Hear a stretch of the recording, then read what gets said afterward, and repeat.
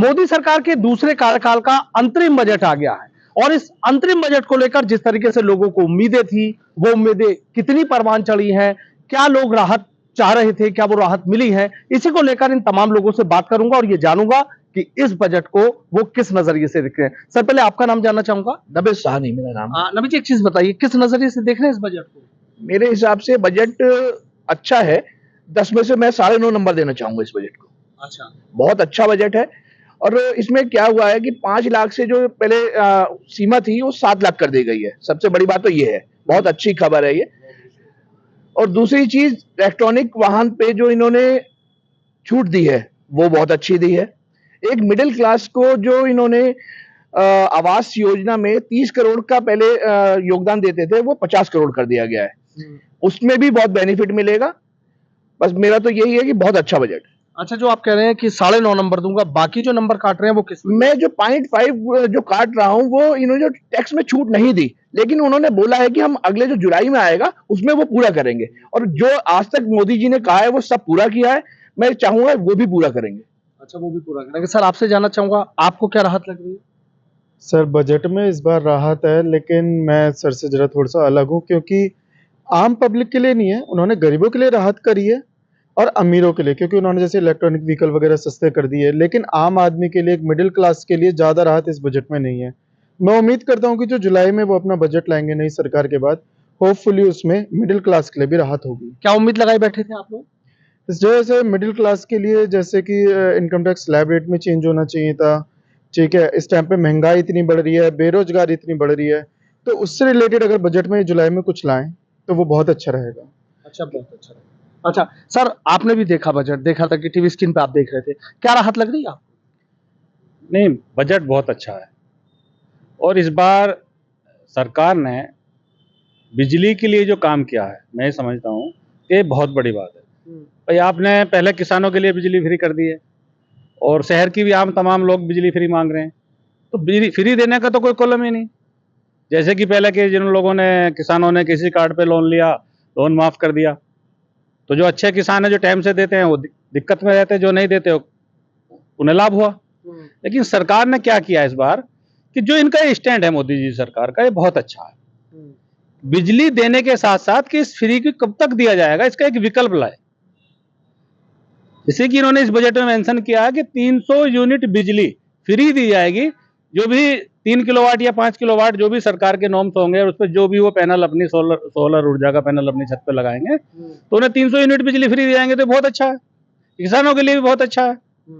बस सौर ऊर्जा को बढ़ावा मिलेगा। सौर ऊर्जा को बढ़ावा मिलेगा, मिलना चाहिए। उसमें जो सरकार सब्सिडी दे रही है, तो इस बिजली का इतनी बड़ी खपत है इस देश में, इंडस्ट्रियल में भी और वैसे भी।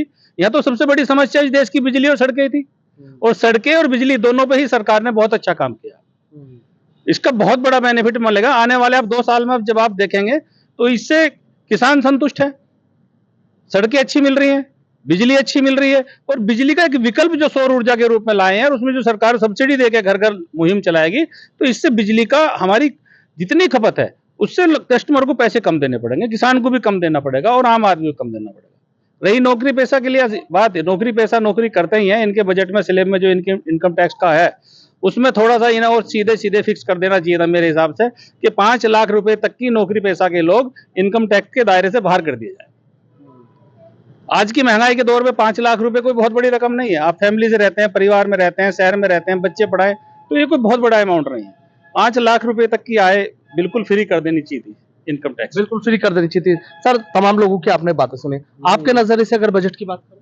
देखो, ये एक अंतरिम बजट था, उन्होंने पहले ही कह दिया था। अंतरिम बजट में ज़्यादातर कोई बहुत लंबी चौड़ी योजनाएं नहीं होती हैं।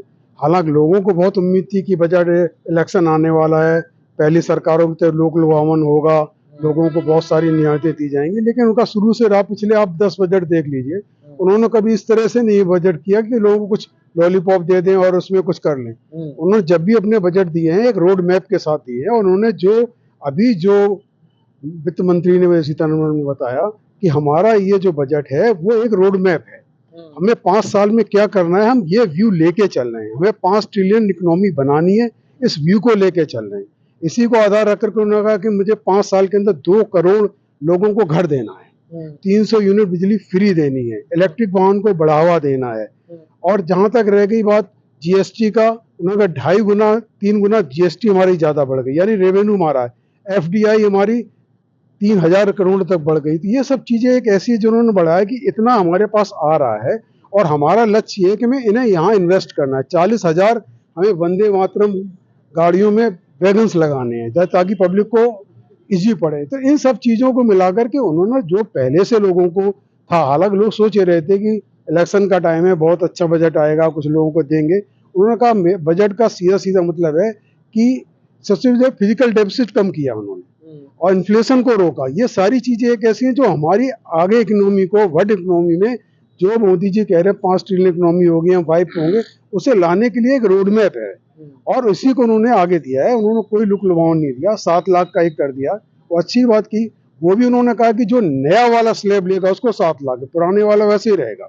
तो ये कुछ चीजें दी हैं बकाया। उन्होंने कहा एक नया जब बजट हमारा आएगा तो हम और देखेंगे, लेकिन रोड मैप हमारा यही रहेगा जो हमने बताया है, क्योंकि हमें आगे बढ़ना है और सबको लेके बढ़ना। मैम, आप किस नजरिए से देख रही हैं महिलाओं के लिए, गृहिणियों के लिए? नहीं, गृहिणियों के लिए तो इस बजट में कुछ है ही नहीं, ना तो हमें कोई इनकम टैक्स में कोई छूट मिली है और ना ही हमारे रसोई से जो जुड़े हुए गैस वगैरह पे या दवाइयों पे कोई छूट आई नहीं है इस तरीके से। तो हम तो यही देखते हैं कि जुलाई में जो है वो अच्छा बजट आए और इन सब चीज़ों पे भी हमें अच्छा मिले। अच्छा, अच्छी चीज मिले। सर, आपसे जानना चाहूँगा, वैसे क्या उम्मीद लगाए बैठे थे कि भाई ये हो जाना चाहिए था बजट? तो पानी पे और काम होना चाहिए था। पानी का जो प्रदूषण और प्रदूषण की समस्या, जैसे दिल्ली में 15 दिन वो बंद कर देते हैं, 15 दिन इवन ओड लगाते हैं, ऐसा ना लगाकर कुछ ना कुछ ऐसा प्रावधान करना चाहिए जिससे प्रदूषण कम हो। प्रदूषण कम हो, सर ये कह रहे हैं कि बात तो अच्छी कह रहे हैं। बहुत अच्छा।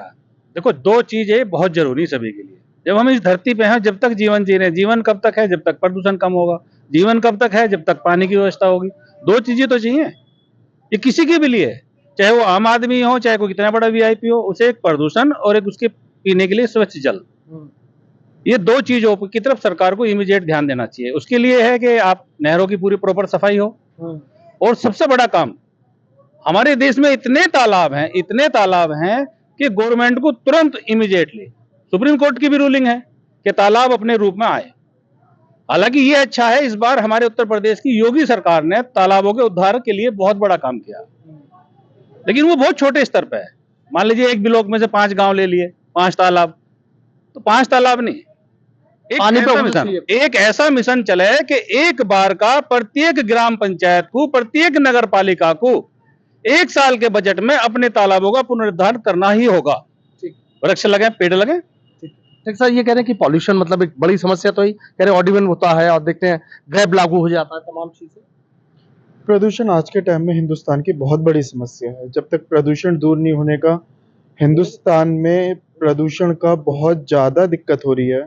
दिल्ली ले लो, यूपी ले लो, आज के टाइम में अगर आप देखते हैं पूरे देश में ही प्रदूषण की बहुत ज़्यादा दिक्कत। सरकार को तो इस पर सबसे पहले ध्यान देना चाहिए। सर, आपको क्या लग रहा है बजट में क्या होना चाहिए? सर, बजट में एक तो आम आदमी को थोड़ी राहत दी गई है, इन्होंने 5 से 7 पे लेके आए हैं, और दूसरा है अपना इलेक्ट्रॉनिक व्हीकल्स में भी वो है काफ़ी कि आने वाले समय में हमें ये फ़ायदा होगा कि अपना पेट्रोल की बचत होगी और प्रदूषण को लगाम मिलेगा। अच्छा, हाँ सर, क्या कहना चाह रहा हूँ? मैं एक चीज और बताना चाहूंगा, जो मोदी जी ने टूरिज्म पे जो काम किया इस बार, लक्षद्वीप का लाए माल देखा आपने, जो राम मंदिर बना अयोध्या में, देखिए कैसा टूरिज्म आ रहा है, ऐसे काशी में है। जो टूरिज्म पे काम हुआ है वो बहुत ही अच्छा है, और इससे बाहर के देश के भी लोग हमारे यहाँ आ रहे हैं, और अपने लोग तो अपने यहाँ ही जा रहे हैं। जो लोग पहले विदेश घूमने जाया करते थे वो आज अयोध्या जा रहे हैं और जय श्री राम का नारा लगा रहे हैं। जय श्री राम। अच्छा, आप कह रहे हैं कि अब जो आगे बजट की बात कर रहे हैं जो आएगा, तो उसमें बहुत उम्मीदें हैं, लेकिन अब वो सरकार सुन ले हमारी बात, आपके थ्रू हमारी बातें मोदी जी तक पहुंचाए, जिससे हम सबको लाभ हो। बहुत बहुत शुक्रिया। तो देखिए, तमाम लोगों की जो बातें हैं वो आपने सुनी। कुछ लोग कह रहे हैं कि बजट बहुत अच्छा है, बहुत सारी रियायतें दी गई हैं। कुछ लोगों का कहना है कि चूंकि अंतरिम बजट था इसलिए ज्यादा लोक लुभावन जो घोषणाएं हैं वो नहीं की गई हैं, लेकिन उम्मीद लगाए बैठे हैं कि अब जो आगे बजट आएगा शायद उसमें बहुत बड़ी राहतें मिलेंगी।